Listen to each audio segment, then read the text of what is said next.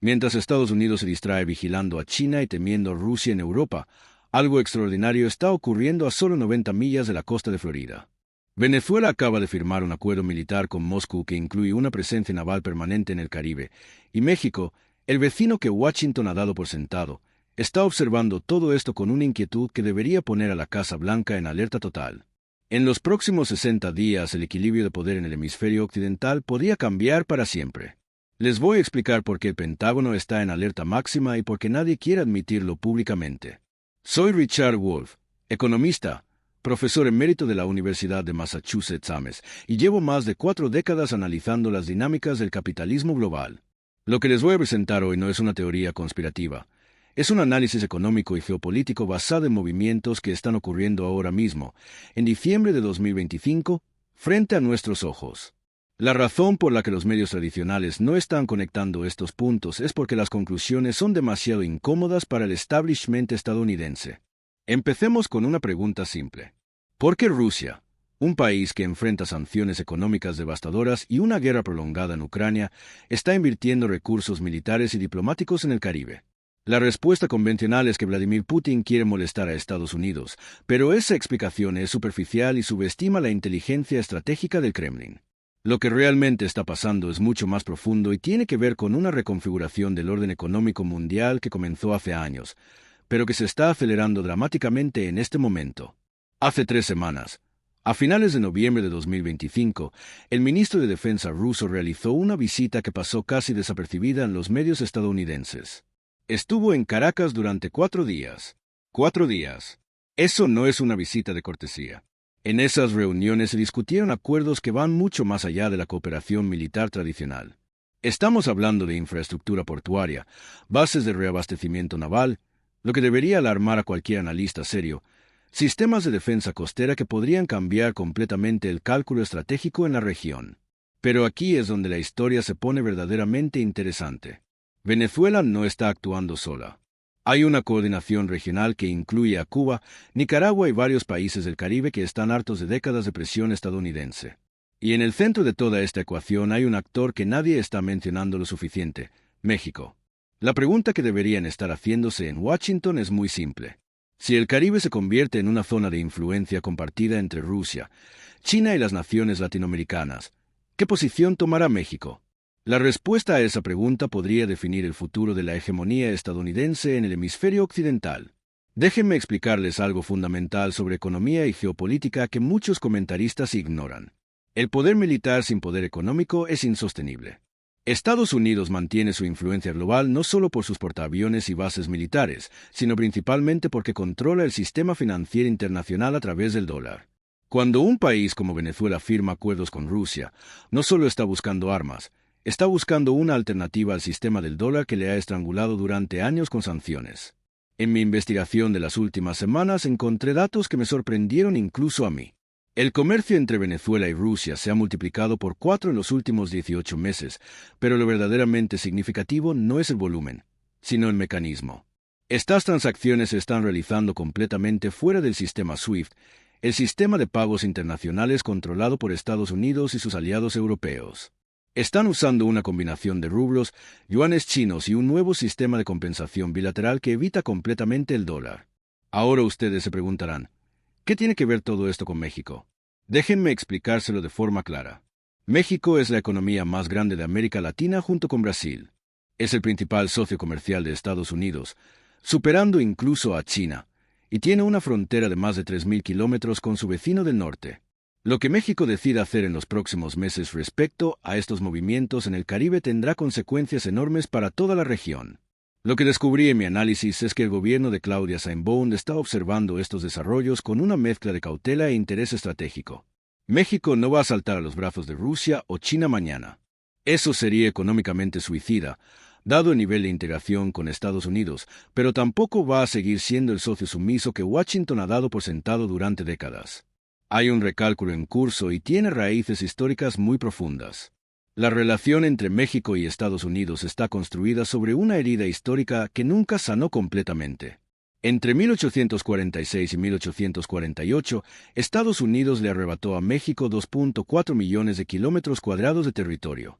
Estamos hablando de lo que hoy son California, Texas, Arizona, Nuevo México, Nevada, Utah, la mayor parte de Colorado y partes de Wyoming, Kansas y Oklahoma.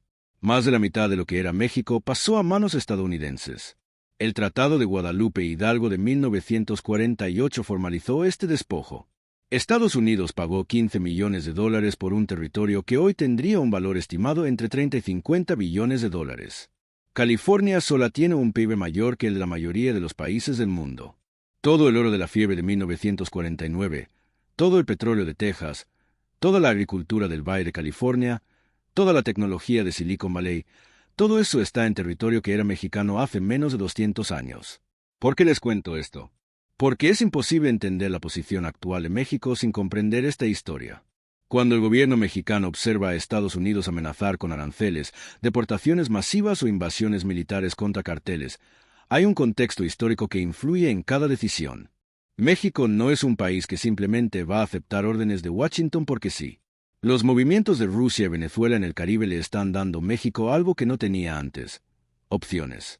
En octubre de 2025 hubo una serie de conversaciones discretas entre funcionarios mexicanos y representantes de los países BRICS.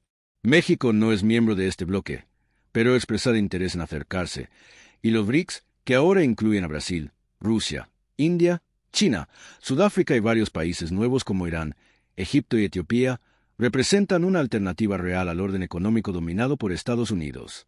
Lo que encontré en mi investigación es que México está explorando la posibilidad de realizar parte de su comercio internacional en monedas distintas al dólar. No estoy diciendo que vaya a abandonar el dólar mañana. Eso sería imposible dado que el 80% del comercio mexicano es con Estados Unidos. Pero incluso un movimiento del 10 o 15% hacia otras monedas tendría implicaciones enormes. Y ese es exactamente el tipo de diversificación que los movimientos de Rusia en el Caribe están haciendo más factible. Ahora quiero explicarles la dimensión militar de lo que está ocurriendo, porque es crucial para entender por qué el Pentágono está nervioso. Durante la Guerra Fría, la presencia soviética en Cuba fue una obsesión para Estados Unidos. La crisis de los misiles de 1960 casi llevó al mundo a una guerra nuclear. Después de la caída de la Unión Soviética, Estados Unidos asumió que esa amenaza había desaparecido para siempre. Fue un error de cálculo histórico. Lo que Rusia está construyendo ahora en el Caribe no son bases de misiles nucleares. Sería absurdo y contraproducente. Lo que está construyendo es mucho más útil y potencialmente más efectivo a largo plazo. Estamos hablando de capacidades de vigilancia electrónica, infraestructura para reabastecimiento naval y presencia militar rotativa que le permite proyectar poder sin el costo de mantener bases permanentes masivas.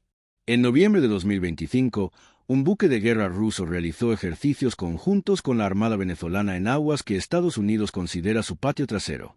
Estos ejercicios incluyeron maniobras antisubmarinas, algo que tiene implicaciones directas para la capacidad estadounidense de operar libremente en la región. La Marina de Estados Unidos está preocupada porque sus rutas de suministro a través del Canal de Panamá podrían verse comprometidas en un escenario de conflicto. No estoy sugiriendo que Rusia vaya a bloquear el Canal de Panamá o atacar barcos estadounidenses. Eso sería una locura que llevaría a una guerra que nadie quiere. Lo que estoy explicando es que la mera presencia de capacidades militares rusas en la región cambia el cálculo estratégico, obliga al Pentágono a desviar recursos, a repensar sus planes de contingencia y a tomar más en serio a actores regionales que antes podía ignorar. Aquí es donde Venezuela entra de forma crucial. El gobierno de Nicolás Maduro ha sobrevivido años de sanciones estadounidenses, intentos de golpe de Estado y presión diplomática constante. Lo que Washington no calculó es que esa presión empujaría a Venezuela directamente hacia los brazos de Rusia y China. Hoy Venezuela tiene acuerdos militares con Rusia, recibe inversiones masivas de China y está construyendo una red de alianzas que le da una resiliencia que no tenía hace una década. China ha invertido más de $60.000 millones en Venezuela en los últimos 15 años. Gran parte de esos préstamos se pagan con petróleo, lo que significa que Venezuela tiene un comprador garantizado para su principal producto de exportación, incluso cuando las sanciones estadounidenses intentan aislarla del mercado global. Rusia, aunque no puede igualar la capacidad financiera de China, aporta tecnología militar y respaldo político en foros internacionales. Ustedes podrían preguntarse, ¿por qué México debería importarle lo que pasa entre Venezuela y Rusia? La respuesta es que los movimientos geopolíticos nunca ocurren en aislamiento. Cuando el equilibrio de poder cambia en una región, Todos los actores tienen que recalcular sus posiciones y México está en una posición particularmente delicada porque tiene intereses en múltiples direcciones. Por un lado, México depende enormemente del comercio con Estados Unidos. El tratado entre México, Estados Unidos y Canadá estructura gran parte de la economía mexicana. Miles de fábricas en México producen componentes que cruzan la frontera varias veces antes de convertirse en productos terminados. Romper con Estados Unidos económicamente sería devastador para millones de trabajadores mexicanos. Por otro lado, México tiene una tradición de política exterior independiente que se remonta a la doctrina Estrada de 1930. Esa doctrina establece que México no juzga a otros gobiernos y respeta la autodeterminación de los pueblos. Es por eso que México mantuvo relaciones con Cuba durante toda la Guerra Fría, cuando casi todos los demás países latinoamericanos habían roto con La Habana bajo presión estadounidense. Y es por eso que México no ha seguido el ejemplo de Estados Unidos en condenar a Venezuela o imponer sanciones.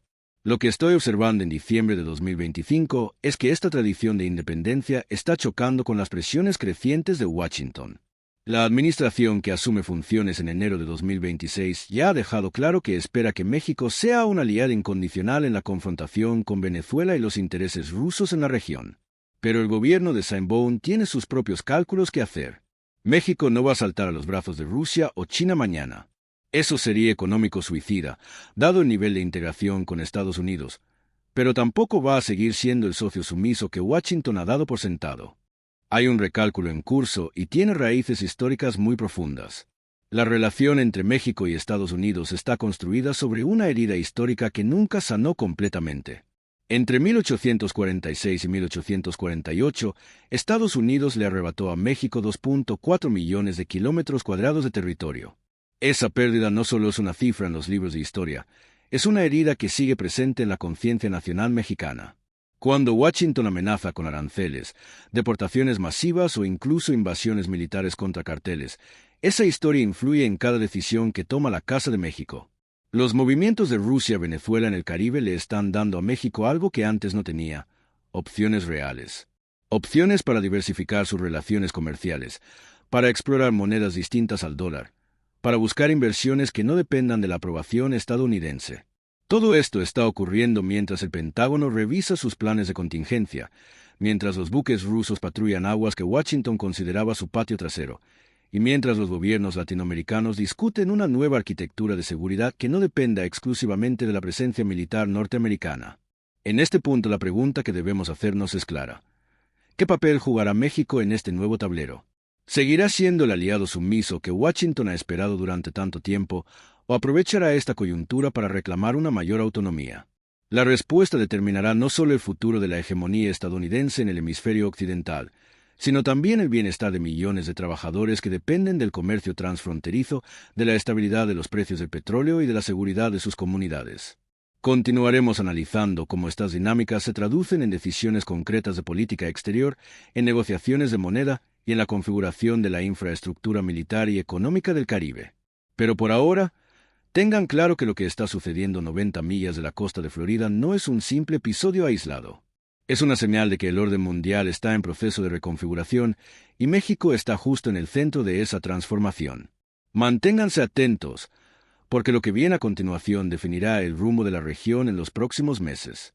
En este punto la pregunta que debemos hacernos es clara: ¿qué papel jugará México en este nuevo tablero? ¿Seguirá siendo el aliado sumiso que Washington ha esperado durante tanto tiempo, o aprovechará esta coyuntura para reclamar una mayor autonomía?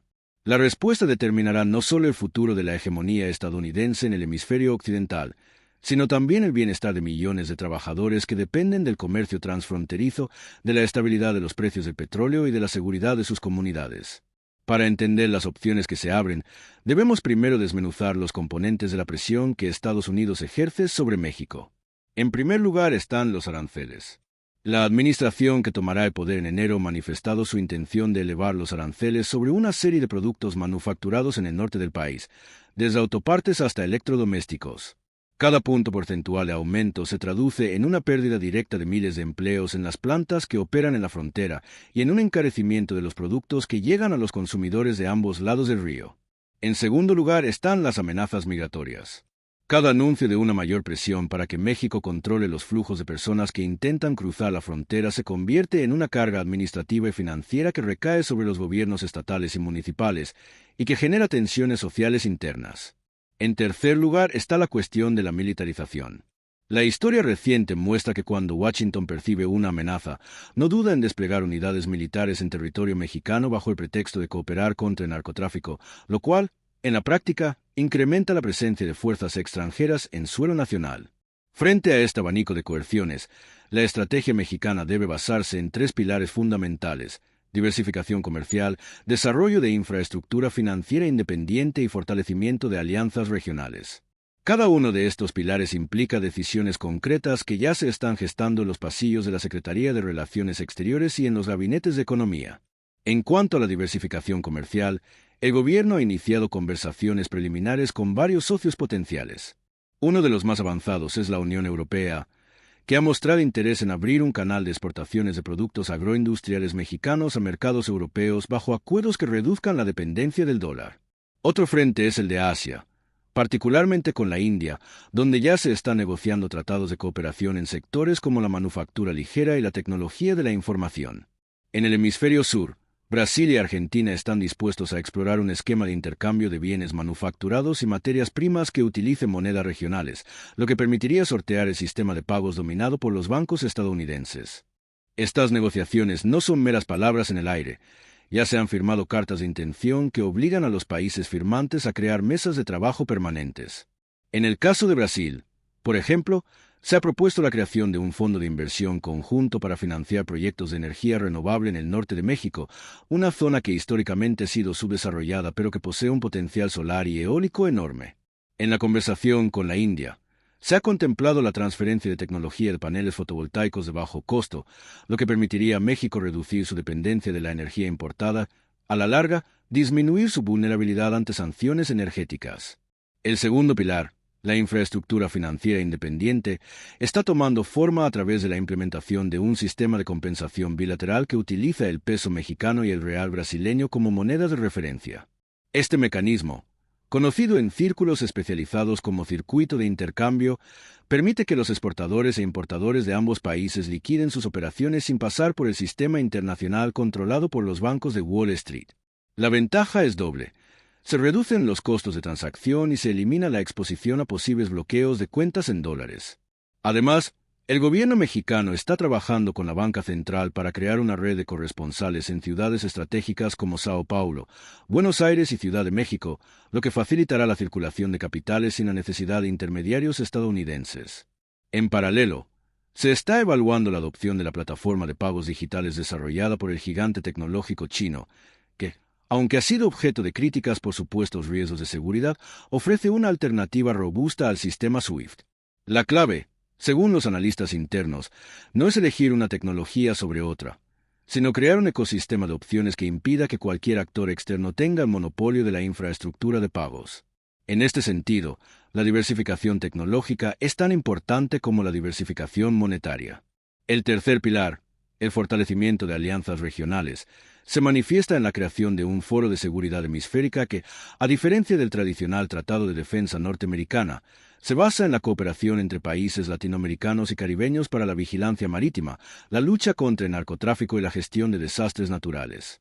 Este foro, que ya ha reunido representantes de Cuba, Nicaragua, Costa Rica y la República Dominicana, está trabajando en un protocolo de patrullaje conjunto que incluye la utilización de aviones de reconocimiento equipados con sensores de última generación suministrados por Rusia, en algunos casos, por China.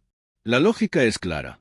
Si los países de la región pueden compartir recursos de vigilancia y respuesta, reducen la necesidad de depender de la presencia militar estadounidense y al mismo tiempo crean un espacio de cooperación que dificulta la intervención unilateral de Washington. No debemos subestimar el componente ideológico de esta nueva arquitectura de seguridad. La doctrina de no intervención, que ha sido un pilar de la política exterior mexicana desde la década de los 30, se refuerza cuando los países vecinos acuerdan respetar la soberanía de cada uno y actuar únicamente cuando exista una amenaza común.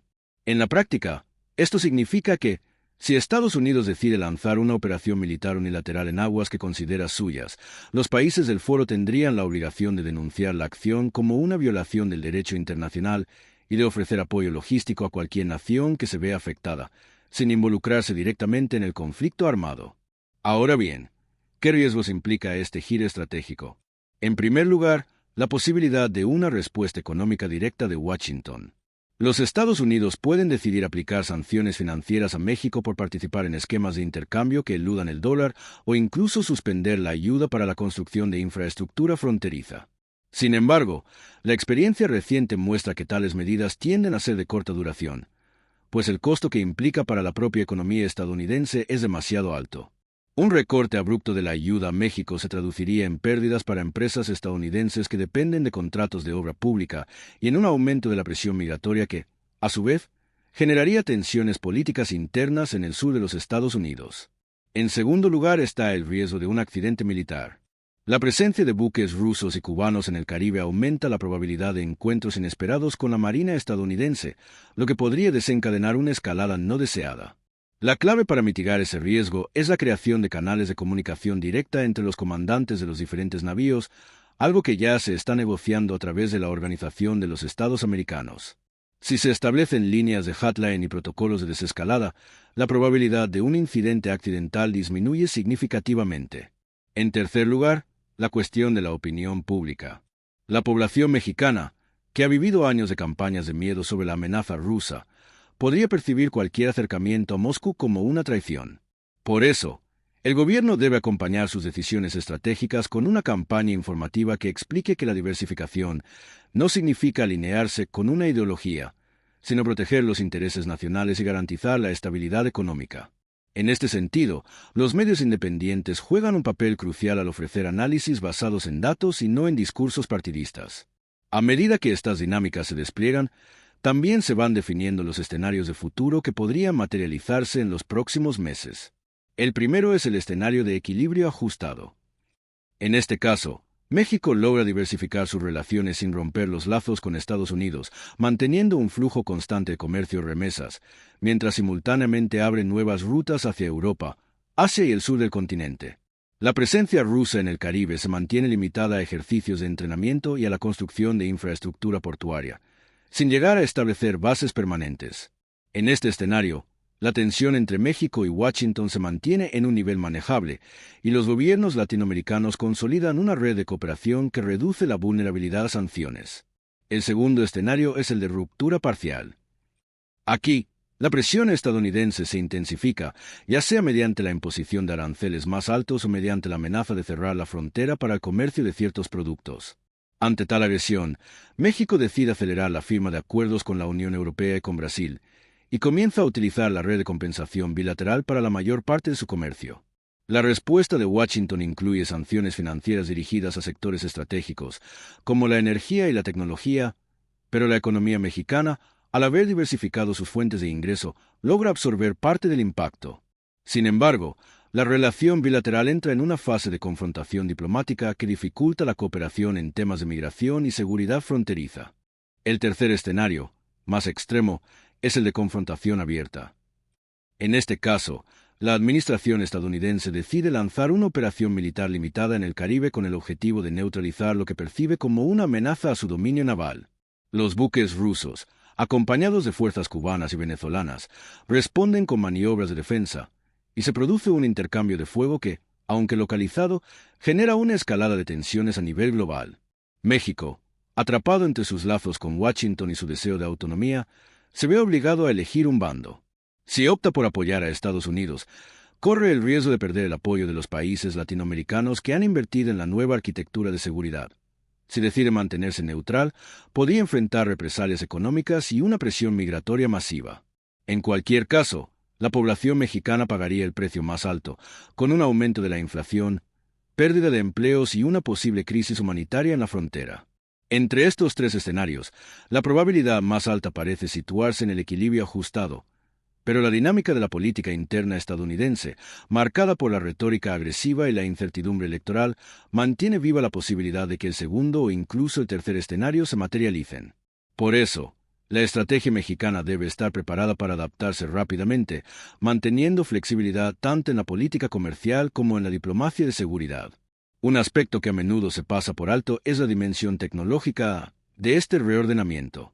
La presencia de empresas chinas y rusas en la región no solo implica infraestructura de puertos y bases militares, sino también la instalación de redes de fibra óptica, centros de datos y plataformas de computación en la nube que pueden servir tanto a empresas privadas como a agencias de inteligencia. México, al abrir sus puertos a estos actores, está tomando una decisión que implica riesgos de ciberseguridad. El gobierno ha creado una unidad especializada dentro de la Agencia de Seguridad Nacional para monitorear la integridad de los sistemas críticos y está negociando acuerdos de intercambio de información con Brasil y la Unión Europea para crear una red de alerta temprana contra ciberataques. Esta medida, aunque no elimina el peligro, se reduce la vulnerabilidad y muestra que la diversificación no es solo financiera, sino también tecnológica. En el plano social, la diversificación comercial y la creación de nuevas alianzas pueden traducirse en oportunidades de empleo en sectores que antes estaban subrepresentados. La inversión en energía renovable, por ejemplo, no solo reducirá la dependencia de los combustibles fósiles, sino que generará miles de puestos de trabajo en la construcción de parques solares y eólicos, en la fabricación de componentes y en la operación de redes inteligentes. Los acuerdos con Brasil para desarrollar biocombustibles pueden abrir una nueva cadena de valor para los agricultores del sur del país, creando mercados de exportación que antes estaban reservados a los productos tradicionales. Asimismo, la cooperación con la India en el sector de la tecnología de la información podría impulsar la creación de hubs de desarrollo de software en ciudades como Guadalajara, atrayendo talento y capital extranjero. Sin embargo, para que estos beneficios se materialicen, es necesario que el Estado mexicano implemente políticas de capacitación que preparen a la fuerza laboral para los nuevos empleos. Programas de educación técnica, incentivos fiscales a empresas que inviertan en capacitación y alianzas con universidades para desarrollar currículos orientados a las demandas del mercado son esenciales. De lo contrario, la brecha entre la oferta y la demanda de habilidades podría generar frustración social y alimentar movimientos populistas que, a su vez, podrían ser aprovechados por fuerzas externas para desestabilizar la región. Otro punto crucial es el papel de los trabajadores en la defensa de sus propios intereses. La historia reciente muestra que los sindicatos y las organizaciones de la sociedad civil pueden ejercer presión sobre los gobiernos para que adopten políticas más equitativas. En México, la reciente movilización de trabajadores de la industria automotriz para exigir salarios dignos y condiciones de trabajo seguras ha demostrado que la clase trabajadora tiene la capacidad de influir en la agenda política. Si esos movimientos se alinean con los objetivos de diversificación y autonomía, pueden convertirse en un motor de transformación que empuje al gobierno a acelerar reformas estructurales y a resistir la presión de Washington. En este sentido, la solidaridad entre los trabajadores de México y sus colegas en Estados Unidos es un elemento que puede cambiar la ecuación. Cuando los trabajadores transfronterizos reconocen que sus intereses están interconectados, por ejemplo, en la cadena de suministro de autopartes, pueden organizarse para exigir a sus respectivos gobiernos políticas que mantengan abiertas las rutas comerciales y que eviten sanciones que perjudiquen a ambos lados. La creación de federaciones binacionales de sindicatos, que ya ha comenzado a gestarse en algunos sectores, podría servir como un contrapeso a las decisiones unilaterales de los gobiernos y como una voz colectiva que exija un marco económico más justo. Al mismo tiempo, es indispensable reconocer que la competencia geopolítica entre grandes potencias no es un juego de suma cero. La presencia de Rusia y China en el Caribe no elimina la capacidad de Estados Unidos para ofrecer cooperación, pero sí obliga a Washington a reconocer que ya no puede actuar como el único árbitro. En un mundo multipolar, los países de la región pueden beneficiarse de la oferta de diferentes socios, siempre y cuando mantengan una política de divide y vencerás que les permita extraer concesiones sin comprometer su soberanía. México, al posicionarse como un actor que negocia con varios bloques, puede lograr que sus demandas sean escuchadas con mayor fuerza. Para cerrar este análisis, conviene recordar que la historia nos ha enseñado que los grandes cambios estructurales no ocurren de la noche a la mañana. La reconfiguración del orden mundial que se está gestando en el Caribe tiene raíces profundas en la crisis del modelo de crecimiento basado en la dependencia del dólar, en la sobrecarga del sistema financiero occidental y en la creciente capacidad de los países emergentes para desarrollar alternativas. México se encuentra en una encrucijada histórica. Puede seguir el camino de la dependencia, aceptando la vulnerabilidad que ello conlleva, o puede trazar una ruta de autonomía estratégica que le permita definir su propio destino.